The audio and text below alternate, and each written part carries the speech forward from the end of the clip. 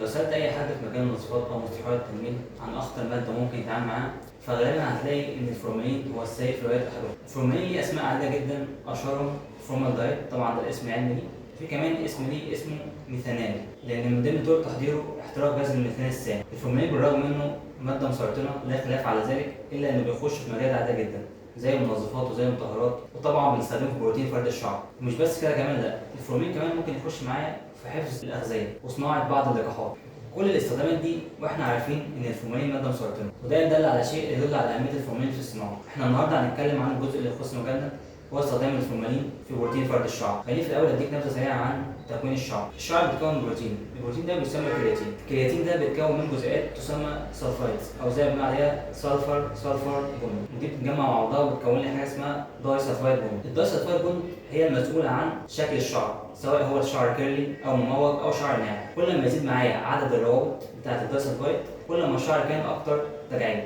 طبعا عندي روابط تانية في الشعر زي الهيدروجين بوند وزي السولت بوند، والروابط دي بتبقى سهل جدا ان هي تتكسر، سواء استخدمت شويه ميه على شعرك او الكريم البي اتش بتاعته مختلفه شويه، او حتى بالاستشفار بتلاقي ان شعرك بدا يبقى ناعم، ولكن مع الوقت بيرجع تاني لطبيعته، لان اللي اتكسر هنا هي الروابط الضعيفه اللي هو الهيدروجين بوند والسولت بوند. لكن عندي رابطه اساسيه وهي الداي سلفايد بوند، دي المسؤوله عن شكل الشعر، فدي رابطه قويه جدا، فبنحتاج تدخل كيميائي عشان نقدر نغير في شكل الشعر. وهنا بقى بيجي دور الماده الفعاله بتاعتنا سواء الفورمالين او الجليكوزيليك اسيد. طبعا كلنا متفقين ان الفورمالين اقوى ماده في فرد الشعر، لانه بكميه قليله جدا بيقدر يديني فرد بيوصل بنسبه 100%، وطبعا بالاضافه ان سعر الفورمالين قليل جدا مقارنه بالجليكوزيليك اسيد او اي ماده فعاله ثانيه. ولكن الفورمالين طبعا هو الاكثر خطوره على المصنعين وعلى المتخصصات وحتى على الكلاينت اللي بيتم عمل البروتين دي. وهنا بتكلم عن صحه الانسان، مش بتكلم على خطوره الفورمالين على الشعر، عشان في سؤال مهم هنا قوي محتاجين ان احنا نجاوب عليه. هل لو احنا شلنا الفورمالين واستخدمنا جلايكوزيليك اسيد، هل ساعتها مش هيكون في اي ضرر على الشعر؟ طبعا الاجابه للاسف لا، بالعكس. عايز اقول لك ان الجلايكوزيليك اسيد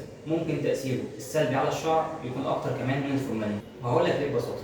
اي بروتين سواء بالجلايكوزيليك اسيد او بالفورمالين بحتاج ان البي اتش بتاعتي تكون منخفضه جدا، اقل من الواحد او واحد تقريبا، والاثنين بيتعرضوا لنفس درجه حراره عند الاستخدام. ولكن خلي بالك بقى من النقطه دي، ان الشعر بيحتاج كام كبسه من بروتين اللي بيحتوي على الجلايكوزيليك وكام كبسه من بروتين اللي بيحتوي على الفورمالين عشان اقدر اوصل لفرد نسبه 100%. هلاقي ان البروتين اللي بيحتوي على الفورمالين بيحتاج كبستين او 3، حد اقصى 4 او 5 عشان اقدر اوصل لفرد 100%. ولكن الناحيه الثانيه بقى، لو استخدمت بروتين بيحتوي على الجلايكوزيليك اسيد ونسبه الجلايكوزيليك اسيد دي قليله، بتلاقي ان انت بتحتاج كبس كتير جدا، ممكن توصل لاكتر من 15 كبسه علشان توصل لفرد 100%.